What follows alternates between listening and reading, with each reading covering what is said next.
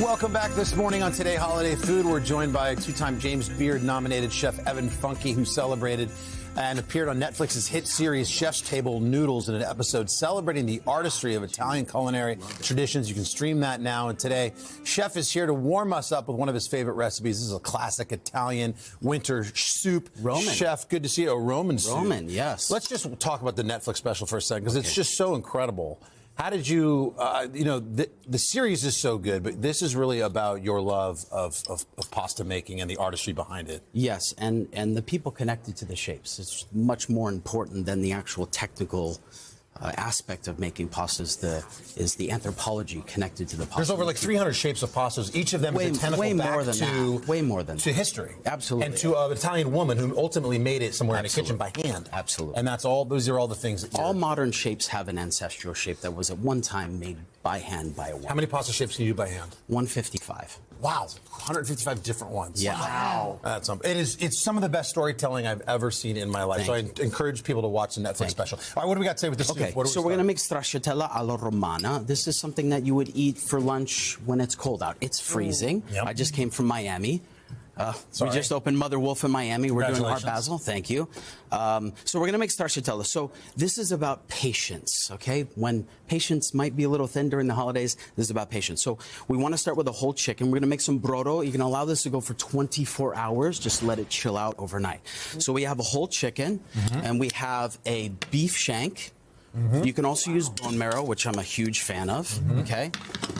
An onion, a carrot, stalk of celery, Miller Lite. And just kidding. Thank you very much. Kidding. Don't mind if I do. You smell great. Thank you.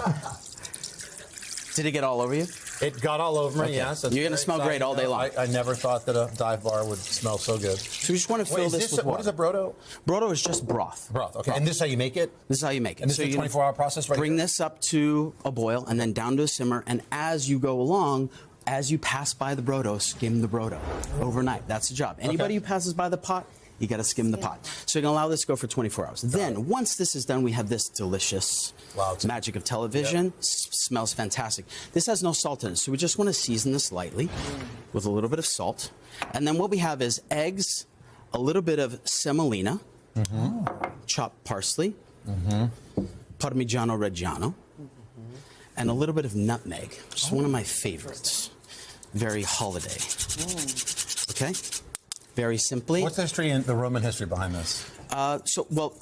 The most famous version of this is made at Armando al Pantheon. Have you been there? No. It's absolutely fantastic. Stracciatella means torn rags. And you'll see when we pour this into the brodo, it'll kind of breaks up like that. You guys enjoying that? Yeah, very Is it nice. delicious? Are you thinking about the Roman Empire again? I'm always thinking about the Roman Empire. Always. It all goes back to that for me. Did the gladiators Yes. eat this? All of that. Maybe. I think they ate gruel. A stoic soup. Okay, so that's all we need to do. You can allow this to set for about 10 minutes to kind of allow the semolina to absorb. Okay. And then what we're going to do is we're going to make a vortex inside this while it's rolling. I mean, come on. Make this vortex. Wait, wow, this is why the whirlpool? What effect does that offer? You'll see. So it'll start to drag the eggs all around, and it'll break it up into strings. So the vortex is in, and then very slowly.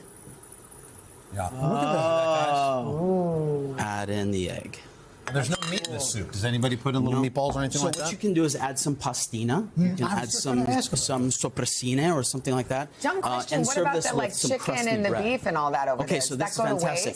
Tear off all the meat, and you can mix it with a little pomodoro and serve it with pasta. Ooh, Italians love selling things twice. Yeah. You guys got to realize, Chef is killing it right now. Ask, how many restaurants have you opened in the last year and a half? 4 and 18 months. Oh, wow. 4 restaurants in 18 months. That's insane. And then what's the Miami gig coming up?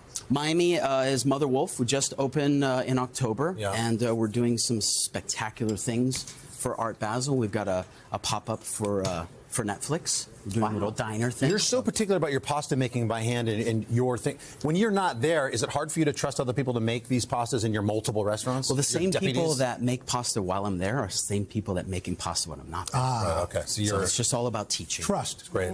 Thank you for being here, Chef. Thank you. Happy holidays to you. Appreciate it. So If you like that recipe today, to everyone. .com/food.